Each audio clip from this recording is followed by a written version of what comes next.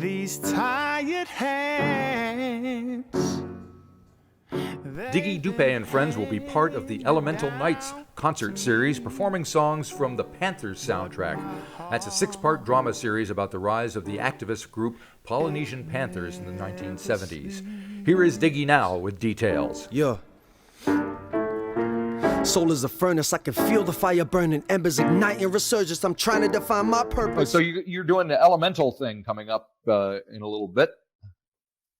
Yeah, Elemental Nights in July. Yep. So what can we expect from that? What have you got in mind? Just a lot of heart, a lot of soul. Yeah, it'll be the first time I'm performing for a band.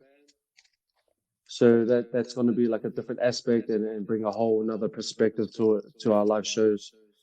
I mean, I feel like me and my brother, my DJ Gareth, we've kind of we've clocked that stage of just the DJ and the microphone, right? You know, so we're just trying to evolve and make the show more dynamic. Yep.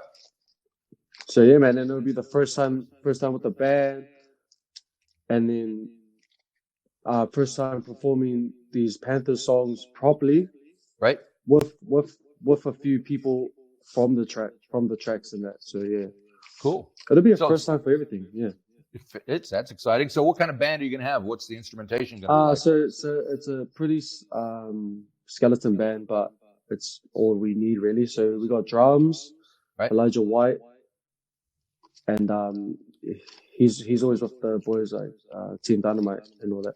And then Adam Furr, which is on the keys, and then Chip Matthews on the bass. And then we still have the DJ in aspect too. So we can kind of switch back and forth because those songs, they kind of do that anyway. It's a mix between live instrumentation and then sampled instrumentation, you know, like it's that hip hop aspect and then the jazzy aspect. So you're gonna have to do a bit of rehearsing to get it all together. Yeah, we need to start. We were rehearsing until we went into Red. So right. And how were those rehearsals going? Tell me a little bit about it. Man, we were like we had high hopes, right? Right. And it was one Sunday we were rehearsing, and that's when Jacinda like did the announcement that we were going into Red, and we're just like, damn, why are we even here? Right, yeah. You know, and that was like almost half a year ago. So have you resumed? Yeah. We're getting back to it. All the boys are just brushing off the dust and all that. I mean, when you say brushing off the dust, it's probably what you kind of have to do. Do you get out of practice? Do you need to get back into the vibe, into the mood? Maybe for this because we have a band. Yep. You know, like just kind of suss everyone out and try and get everyone on the same wavelength. All right. But for me, like, man, it's what I do, bro. So I'll be straight. I'll be coming with my A game. I just hope everyone else is like on point, like or like you know. But yep. I think with the team that we got, everybody's all on point. It's just a matter of like tweaking and doing small refining things. Right. Okay. So you mentioned the Panthers project. How did you get involved in that? They reached out to me to get involved because one of the producers that produced the theme music and all that, I've worked with them previously, and they were the producers of the show, the TV show. We're talking to him and they were like saying like, oh yeah, we want this character, and he's kind of like all about this and that and speaking about he's from Greyland and all that. Right. And then my mate, the music producer, was like, bro, there's a guy that's just around the corner, and he's exactly what you guys are saying about. He fits the shoe perfectly. So yeah, it was kind of just one of those sheer luck and a bit of timing, and also just knowing who you know and having a bit of recognition so people know what I do and all that. Yeah. Cool.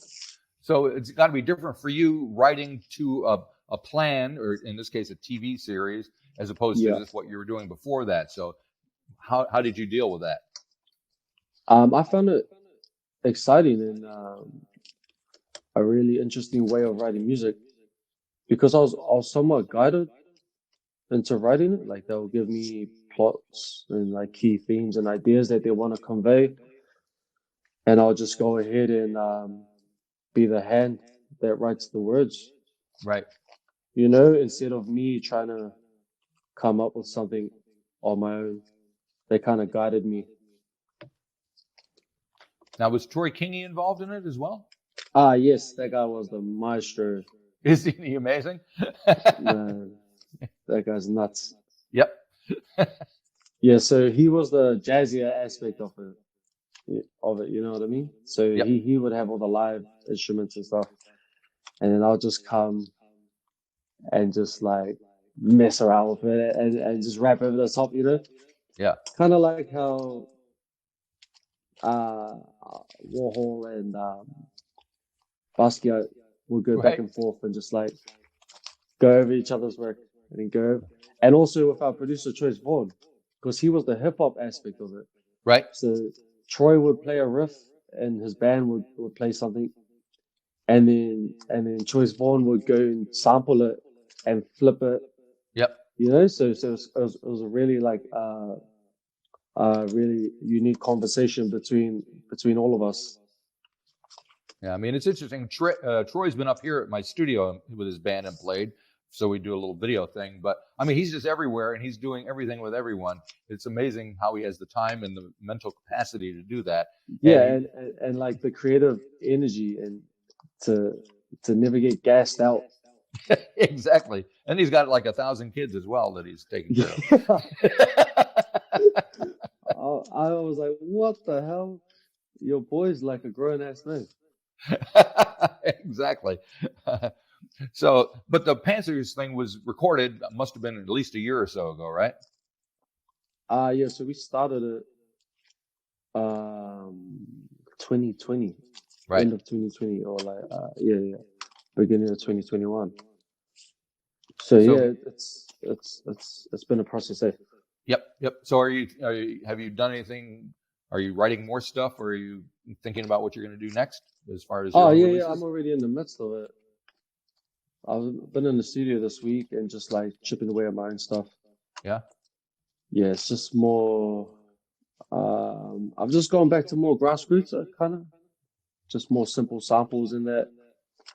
And also reaching out with other musicians too, because I've been really trying to collaborate with other people, even if it's just to have a jam. You know, there's no end goal, or there's nothing like there's no hidden agenda. Like I need to get with this person to get this outcome. And I wanted to do this and achieve that. I'm just like, man, I just want to test the waters and like experience being in the studio with other creatives, because I'm always on my own 90% of the time, you know? Right. And there's only so much that I can bring out of myself. Whereas if I'm with another creative and your energies are working back and forth, they could bring something out of me that I never knew I had sonically and stuff like that. You know what I mean? Yep. So they seem pretty, when you approach somebody to work together, are they pretty keen to do it, or are they? Yeah. Do you have to kind of take some time to figure each other out? No, it's funny, like, because I've networked with a lot of like other people, but like it's cool because everyone's keen to work. But it's always like that, hey, bro, we should do something together. But now I'm actually like, yeah, like, when are you free? Yep. You know, like putting it into action. Yep. Because it's always just those like off the cuff when late at night, like, yeah, man, we should link up soon. I'm like, nah, my word is my bond. Right. Let's work. Cool. So on these Elemental Night shows, do you see any of this new music seeping into that as well? Yeah, maybe, because it's been a minute.